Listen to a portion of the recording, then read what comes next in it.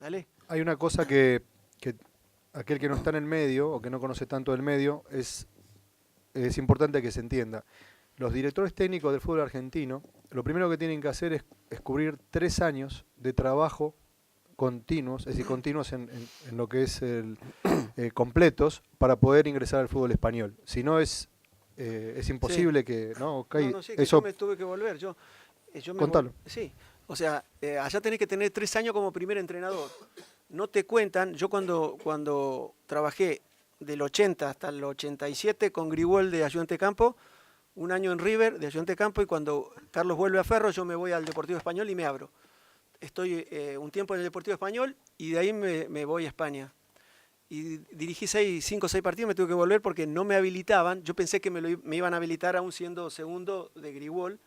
No, me tuve que volver. O sea, si vos no tenés 3 años como primer entrenador, creo que al Negro Gallego no le pasó. Bueno, al Tolo Gallego le ¿Y a pasa quién lo más? mismo, Ah, y a Luisito Sigualdía le pasó. habiendo siendo, es decir, asistente de pasarela en la selección, no te toma, no te Claro. computa ese tiempo, sino que tenés que ser primer entrenador de un equipo y no tampoco tiene que ser bueno, en aquella época era la B, ahora el torneo este integrado, pero en aquel momento era la B y tampoco te computaba por más que vos estuvieses 3 años dirigiendo la B. Tenía que ser primer entrenador de un equipo de primera Claro. división o sumar los parciales para que te den los 3 años. Entonces, por un lado eso, y por otro lado, es que además ustedes piensen que un equipo como Boca, River, Vélez, no se rían aquellos que son de Boca por lo de River, ni lo de River por lo de Boca, pero cuando uno sale campeón aquí en el fútbol argentino, para ingresar al fútbol español o ingresar al fútbol italiano, eh, tenés que ir a un equipo que está por debajo de la mitad de tabla. Es decir, la consideración de los relacionamientos con el fútbol internacional está muy por debajo de lo que nosotros consideramos o que los cuerpos técnicos consideran el fútbol argentino que son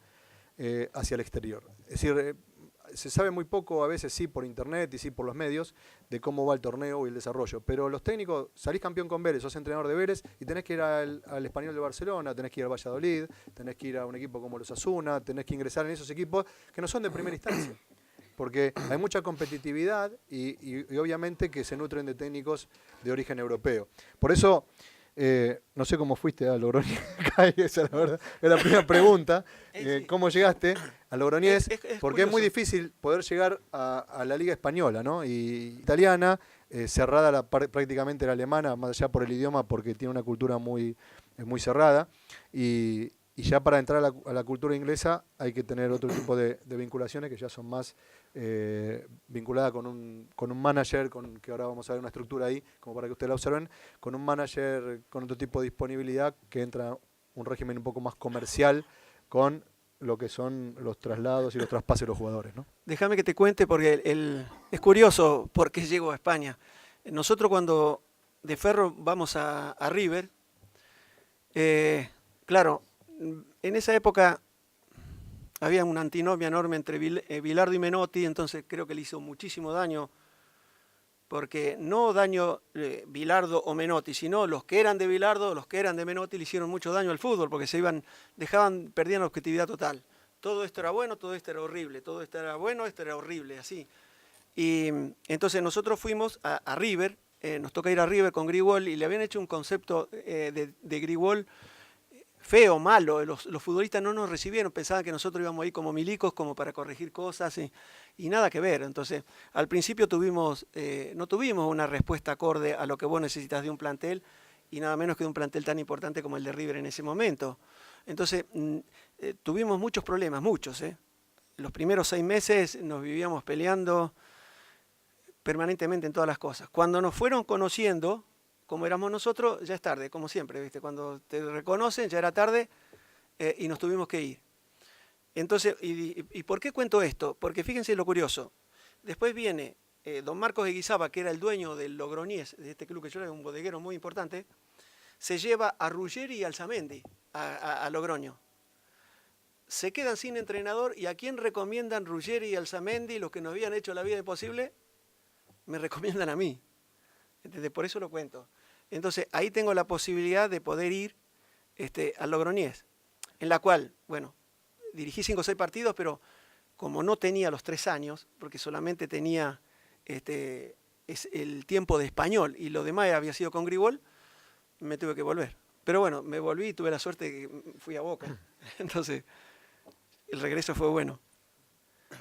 Bueno, lo que le quería marcar un poco es, en aquella época no existía en Argentina lo que hoy sí existe y como ustedes ven ahí es el manager deportivo.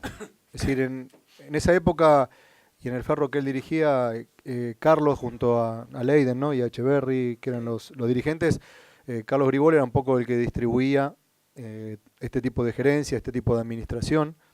Y era lo que hoy ustedes conocen como el manager deportivo, que en Europa sí existe, en Europa todos los clubes tienen, o directores deportivos, o manager deportivos, que son los que se vinculan, además de con los cuerpos técnicos, con las contrataciones, ¿no? Que eso a veces en el fútbol está mirado muy de reojo, sobre todo en la parte de Sudamérica. Y después, ustedes dentro de esa estructura dinámica tienen al director técnico, que a veces pueden ser duplas o dúos o parejas, pero uno siempre lleva el comando, ¿no? Me acuerdo haber trabajado con López y Caballero y... Era una dupla. Claro, es una dupla, ¿no? Pero el que hablaba era Oscar López. Y a veces, bueno, intercambiaban en la previa los... Y después decía, bueno, porque Oscar me dijo, le decía López. Eduardo, sí, pero decía, bueno, porque... Él no te vio bien, le decía Oscar López. Oscar López le decía, él no te vio bien, entonces vamos a ver si te vamos acá, te vamos a poner. Y le echaba la culpa. Y me tocó convivir con eso. Decía, vamos a ver, porque él piensa que bueno, anduviste bien, yo creo que sí, pero Oscar... entonces vamos a ver de dónde lo sacamos. Y esas duplas, por lo general, en ese cuadro lo tienen como director técnico solo, pero pasaría a ser la función del técnico alterno que tienen ahí. Después está el otro asistente técnico, que por lo general es el que trabaja sobre la visualización o el seguimiento de los demás equipos y que no trabaja tanto en el campo de juego o sí asiste con algún trabajo de disposición para los trabajos o de definición. Hoy se va a trabajar por línea, sí. Hoy se va a trabajar mucho por línea, se llega a trabajar. En el año 96, estando en Vélez Sarsfield, a mí me tocó trabajar con Bielsa, me tocó trabajar con Eduardo Luján Manera, me tocó trabajar con Piazza.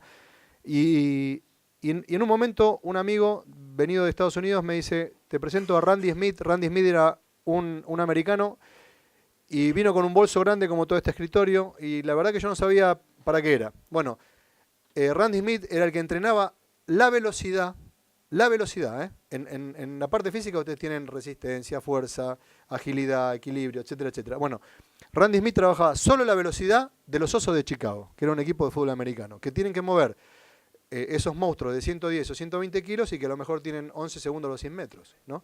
Que son terribles bestias. Bueno, él trabajaba solo la velocidad, entonces trajo en ese bolso, trajo todo lo que hoy ustedes ven en los entrenamientos, en Sportia, todas esas escaleritas, todo ese tipo de trabajos coordinados, todo ese tipo de agilidad. Bueno, él en el año 96 lo trajo esos paracaídas famosos que después usó Maradona, que trabajaba con Ben Johnson en aquel momento para prepararlo en los 100 metros, y él vino con todo un bagaje de elementos que secuenciaban el paso, la métrica.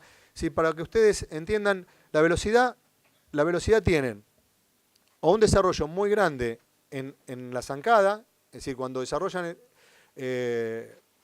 una carrera de 100 metros, cuando desarrollan una carrera de 100 metros, bueno, los velocistas tienen una zancada de 2,5 metros aproximadamente, 2,40 metros, 2,5 metros. Entonces, ese tipo de alternativa se sostiene en estos 100 metros únicamente si tienen un gran nivel de fuerza. Bueno, en aquel momento, y volviendo a lo de Randy Smith, les decía, se dedicaba solamente a la velocidad. Y había 6 entrenadores con él que mejoraba, uno la resistencia, otro la parte muscular, otro la agilidad, otro lo que es la parte neurocortical, ¿no?